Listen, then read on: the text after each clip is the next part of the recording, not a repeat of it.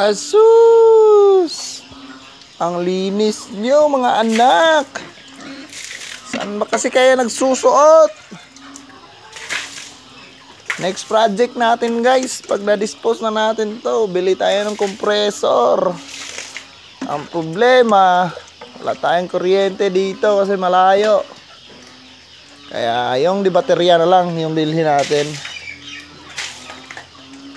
Yan o, ang dudumi. Hee.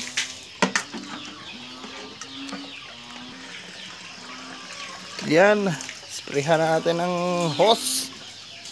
Pero hindi kasi malakas pressure nito kasi ano lang, hindi to pressurize.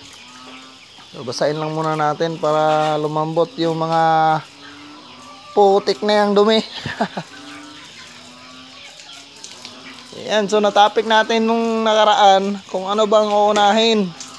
Uy, huwag kang mag-ano dyan. Mangangamoy naman tayo nito.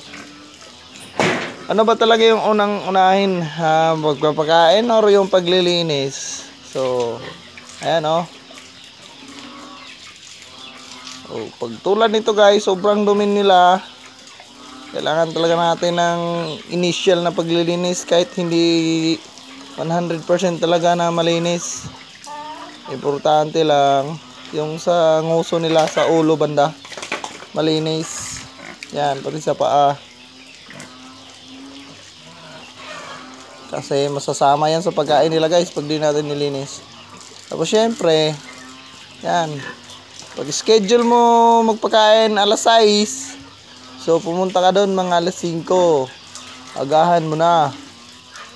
Kasi expected talaga yan na kailangan mong linisan yung mga alaga mong baboy. Kasi nga nasa instinct na nila yung maglublob sa putikan. Eh, pag nakakulong, sementado, wala silang putik na malulubluban. So, ano pang option nila? Siyempre, yung dumi nila, yung nilulubluban nila. Ayan o. Yun, ponggol.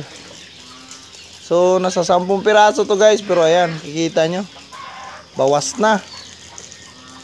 Butas na yung bulsa natin. Pag finance. Kaya yan, bawas na.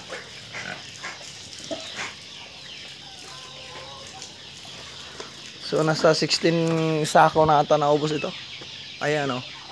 Numbering yan. 16 sacks na yung naubos nila guys. So mga 4 pa na sakong grower. Tapos papakainin na natin to ng finisher. Para ipamigay na natin sa kapitbahay. Yung mga nag-aantay ng ayuda. Yan, sila yung bibigyan natin. Kakahiya naman sa kanila. Nakahilata buong hapon. Tapos din natin bibigyan ng ayuda. Hanggang dito na lang. Baka mabato tayo dito. Mga pinagsasabi natin.